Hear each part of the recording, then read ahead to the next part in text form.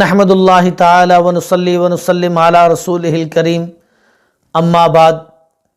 سامعین و ناظرین، جیسا کہ آپ کو بخوبی علم ہے کہ میں آپ کے پوچھے گئے خوابوں کی تعبیرات کے حوالے سے اس چینل پر حاضر ہوتا ہوں، تو اگر آپ بھی اپنے خواب کی تعبیر پوچھنا چاہتے ہیں تو سکرین پر میرا واٹس ایپ نمبر چل رہا ہے، اس کو نوٹ فرما لیں اور اپنے خواب کی تعبیر وائس کے ذریعے مجھ سے آپ واٹس ایپ پر پوچھ سکتے ہیں۔ میرے ایک بھائی نے خواب دیکھا ہے، کہتے ہیں کہ میں بھینسیں چراتا ہوں، کھانے کا وقت ہوتا ہے تو جب میں کھانا کھانے بیٹھتا ہوں، کھانا کھا رہا ہوتا ہوں، تو اچانک میں دیکھتا ہوں کہ سیلاب کا ایک ریلا آتا ہے، پانی کا سیلاب آتا ہے، اور وہ ریلا ان قریب پہنچنے والا ہوتا ہے کہ خوف سے میری آنکھ کھل جاتی ہے۔ سائل جوہر آباد پاکستان کا رہائشی ہے۔ تو محترم، عرض یہ ہے کہ اللہ رب العالمین نے دنیا کے اندر جتنی بھی نعمتیں عطا فرمائی ہیں وہ انسان کے لیے ہی ہیں،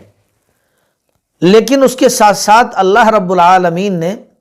اپنے احکامات پر چلنے کے لیے بھی حکم صادر فرمایا،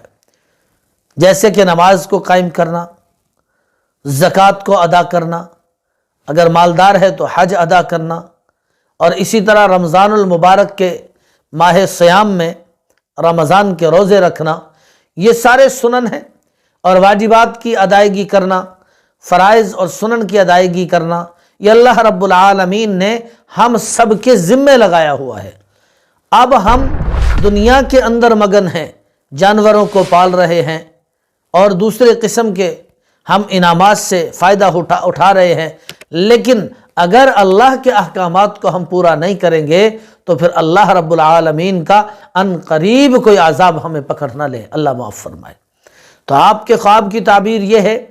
کہ آپ دنیا کے مال و متاع سے فائدہ اٹھا رہے ہیں، اللہ کے انعامات سے فائدہ اٹھا رہے ہیں، اللہ کے انعامات کو کھا رہے ہیں، اللہ کی نعمتوں کو آپ کھا رہے ہیں اور اپنے جزو بدن بنا رہے ہیں، لیکن اللہ کی ناشکری کر رہے ہیں، شکر گزاری نہیں کر رہے، کیونکہ انعامات کو کھا کر شکر ادا کیا جاتا ہے، اور سب سے اعلیٰ، سب سے بہترین شکر یہ ہے کہ 5 وقت کی نماز کی ادائیگی ہو، فرائض اور واجبات کی ادائیگی ہو۔ تو اشارہ اس بات کی طرف ہے کہ اللہ کے انعامات کو آپ کھائیں تو اللہ کے انعامات کو